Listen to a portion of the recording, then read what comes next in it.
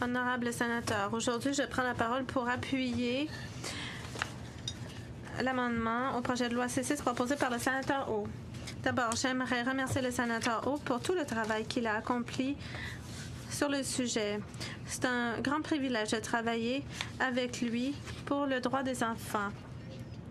Sénateur O, ça a été un plaisir de travailler avec vous sur cette question. Nous avons vu des enfants qui souffrent pour appartenir à notre pays. Je vous remercie pour le travail accompli. J'aimerais vous parler de la situation d'un enfant en particulier. Il y a 16 ans, un jeune homme, John, est arrivé avec sa mère monoparentale alors qu'il avait 5 ans.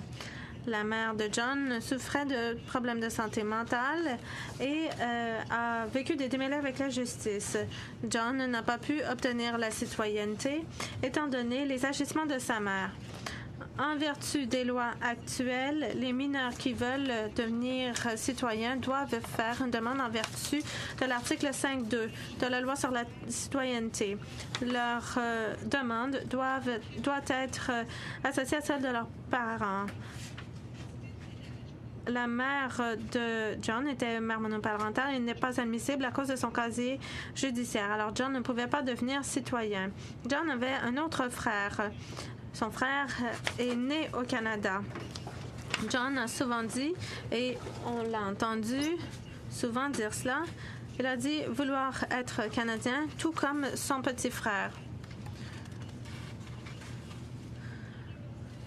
Tout cela était très troublant pour lui. Honorable sénateur, attend depuis longtemps. Il travaille avec un avocat pour obtenir cette exonération. Et il attend apparemment depuis 4 ans. Honorable sénateur, il s'agit du genre de cas que l'amendement du sénateur O permettrait de traiter. Le sénateur O, en présentant son amendement, veut donner des occasions aux enfants qui connaissent des difficultés en vertu des lois actuelles. Les enfants, donc, doivent faire une demande liée à celle de leurs parents, de leur tuteur légal. Dans la plupart des cas, heureusement, ce n'est pas un problème. Puisque les parents ont respecté les mêmes exigences que les enfants. Mais si la demande d'un parent est rejetée ou s'il n'y a pas de parent qui peut présenter la demande pour eux, l'enfant ne peut pas obtenir la citoyenneté. Par conséquent, un grand nombre d'enfants sont privés de la citoyenneté par l'article 5, paragraphe 2 de la loi sur la citoyenneté, même s'ils satisfont toutes les exigences. Cela peut toucher divers cas dont chacun vit des difficultés pour devenir citoyen ici au Canada. La première catégorie, c'est celle des enfants qui n'ont pas de parents avec eux ici au Canada, ou des orphelins. Au cours de la dernière année, nous avons accueilli un grand nombre de réfugiés syriens, dont 2 jeunes enfants qui avaient perdu leurs parents. Après 3 ans, va-t-on aller leur dire non, vous ne pouvez pas faire une demande de citoyenneté puisque vous êtes arrivés ici à titre d'orphelin? Cette catégorie d'enfants non accompagnés par un parent ou un gardien, ces gens-là arrivent sur nos rives, ces enfants méritent autant la citoyenneté canadienne que les autres. Ces enfants peuvent être arrivés ici par trafic humain, par des passeurs ou dans d'autres circonstances. Nos lois empêchent les enfants de devenir Canadiens parce qu'ils n'ont pas un adulte qui peut présenter la demande pour eux. Cette catégorie comprend aussi les orphelins. Par exemple, des enfants qui ont pu venir ici au Canada avec leurs parents, mais en raison d'événements tragiques après leur arrivée, ils ont perdu leurs parents au Canada. L'autre catégorie, c'est les enfants qui ont des parents, mais ne peuvent pas devenir citoyens à cause des circonstances de leur famille. Par exemple, leurs parents pourraient être empêchés de devenir citoyens en raison de la criminalité. Les enfants n'ont rien fait de mal, mais ils ne peuvent pas devenir citoyens parce que leurs parents ne peuvent pas devenir citoyens. Enfin, il y a des mineurs dont les parents ne peuvent pas satisfaire aux exigences de la citoyenneté. Au Sénat, on nous a beaucoup expliqué comment ça peut être difficile pour certains d'apprendre l'une de nos deux langues officielles, surtout les demandeurs plus âgés. Les enfants apprennent rapidement nos langues dans les écoles et s'intègrent à la société canadienne. Même si leurs parents ont de la difficulté à apprendre le français ou l'anglais, l'enfant peut souvent apprendre ces langues plus facilement. Devrait-on punir les enfants lorsque les parents ne peuvent pas satisfaire aux exigences? La seule façon pour ces enfants d'obtenir la citoyenneté, sans lier leur dossier à celui de leurs parents ou de leurs gardiens, c'est de demander une renonciation du ministre pour des motifs de compassion. Toutefois, dans le débat sur le projet de loi C6, nous avons déjà appris que cela ne peut s'appliquer qu'aux cas les plus extrêmes. Immigration, réfugiés et citoyenneté canadiens, et les décisions antérieures des tribunaux confirment que les motifs de compassion ne s'appliquent qu'au cas où il aurait été impossible de satisfaire aux exigences de la citoyenneté. Cela veut dire qu'on peut renoncer aux exigences des tests linguistiques pour les sourds-muets ou pour des gens qui souffrent d'incapacité physique ou mentale. Les motifs de compassion se fondent sur des dossiers médicaux plutôt que sur les circonstances du demandeur. Même si l'enfant a des motifs de présenter une demande de renonciation, cela peut prendre jusqu'à 4 ans avant de l'obtenir. J'ai parlé à un grand nombre de jeunes qui m'ont dit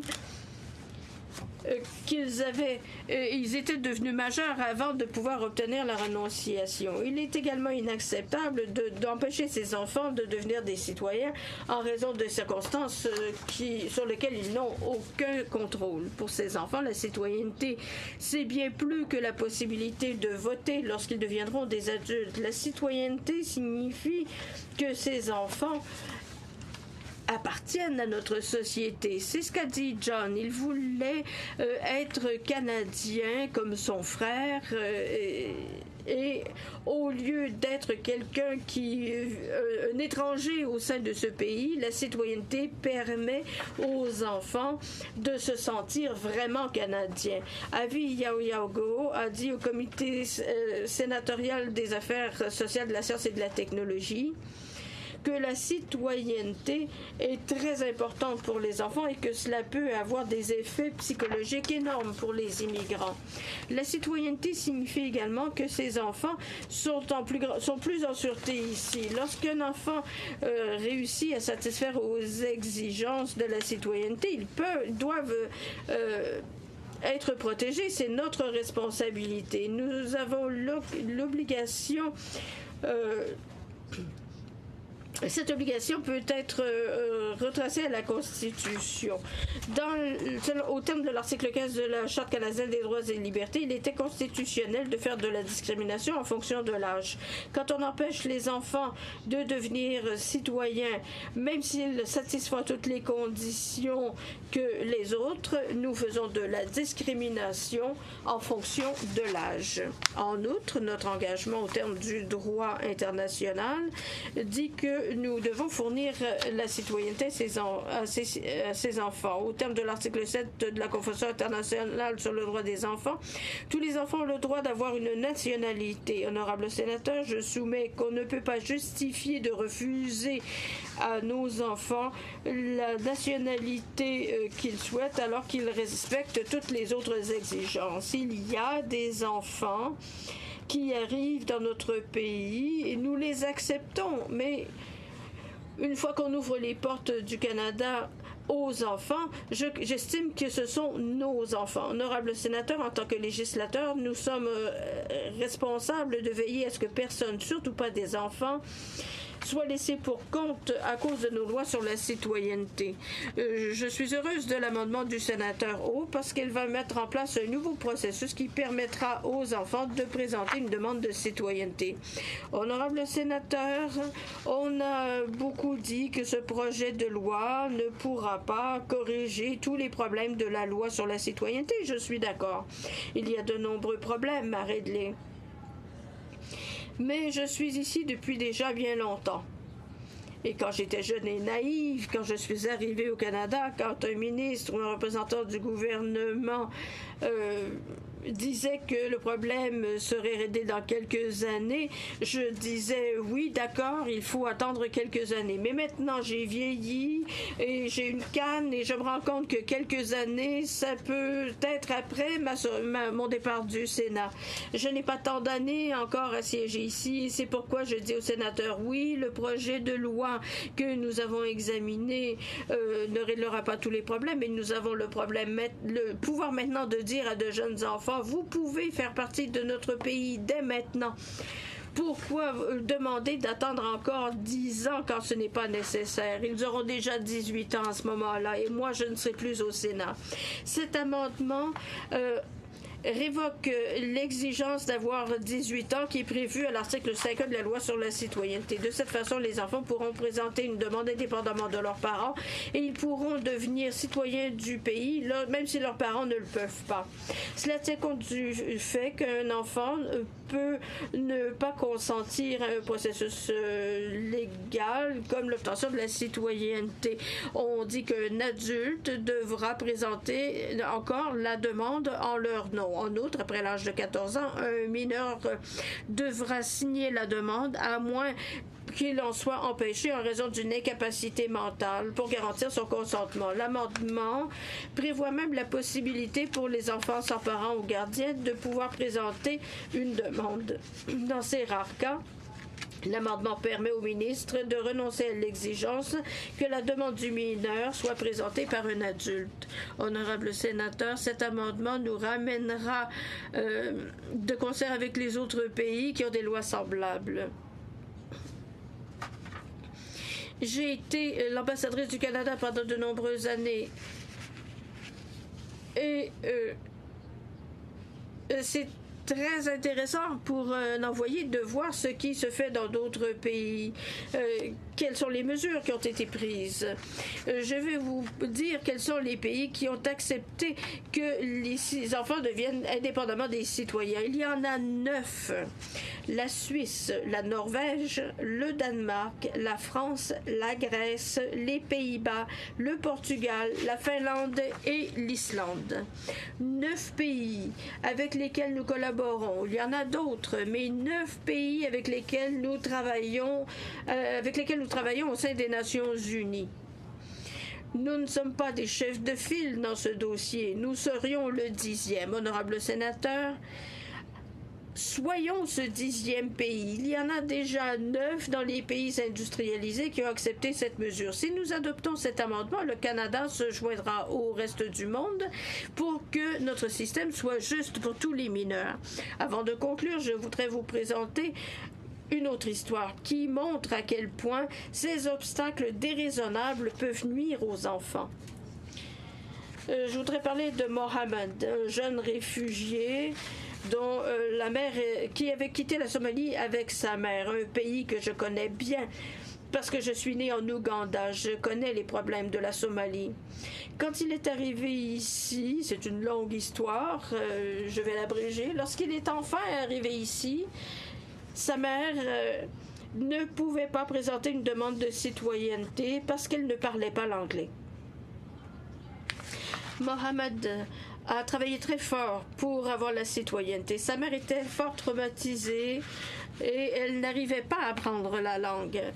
Malheureusement, Mohamed a dû apprendre jusqu'à ce qu'il ait 18 ans puisqu'il n'avait pas pu obtenir de renonciation. Honorable sénateur, je ne peux pas m'attribuer le crédit de cet amendement. Ce n'est pas moi qui l'ai mis en place, mais quand le sénateur Rowe m'a pressenti au sujet de cet amendement, d'abord j'étais nerveuse, je devais y réfléchir. Et ensuite, comme vous êtes nombreux à le savoir, il y a quelque chose qui me préoccupe toujours au sujet du sort des enfants. Ça me dérange toujours qu'on détienne des enfants réfugiés, des enfants de 12 ans. Alors, quand mon collègue que nous respectons tous énormément, le sénateur Harder, parle de l'intérêt supérieur des enfants, je dois vous dire que ça me fait toujours... ça me rend toujours nerveuse. J'ai parlé ministre Goodale de la détention des enfants au comité de la sécurité et de la défense nationale. Il a dit qu'il était prêt à travailler avec son ministère à ce dossier. Et je pense qu'il était sérieux. Il voulait s'assurer que le Canada se tourne vers d'autres solutions plutôt que de détenir des enfants. Au Sénat, je vous ai souvent donné des exemples d'enfants qui avaient été détenus. Puis-je avoir 5 minutes de plus? 5 minutes de plus, accepté. Alors, je ne vais pas parler du sort de ces enfants. Et voilà que plus d'une année s'est écoulée et on continue de détenir des enfants dans nos établissements. Le 1er mars de cette année, le ministre Goodale, par le truchement de notre leader au Sénat, a fourni une réponse quand j'ai encore parlé des enfants détenus. C'est une réponse qui m'a beaucoup fâchée, et vous le savez, parce que je vous en ai parlé. Dans sa réponse, j'attends encore une explication à ce sujet. Le leader a dit qu'il m'en fournirait une. Il a dit que c'était dans l'intérêt des enfants de les détenir. Vous savez, sénateur, j'ai travaillé dans des tribunaux de protection en tant qu'avocate, dans des tribunaux de la famille, et j'ai lutté pour défendre l'intérêt supérieur des enfants. Jamais, dans mes pires cauchemars, je n'aurais imaginé qu'un ministre de notre grand pays dise que c'était dans l'intérêt supérieur de l'enfant que d'être détenu. C'est pourquoi je me présente devant vous aujourd'hui pour dire qu'on ne peut plus attendre que le gouvernement apporte les changements nécessaires, qu'on peut attendre des modifications à la loi sur la citoyenneté. Je respecte le sénateur pour la mesure qu'il propose parce que le moment est venu. Comme nous l'avons dit, il y a d'autres amendements qui doivent être présentés. 9 pays avec lesquels nous travaillons au sein des Nations Unies ont donné aux enfants de leur pays le pouvoir d'être des citoyens. Nous devons en faire autant. Merci.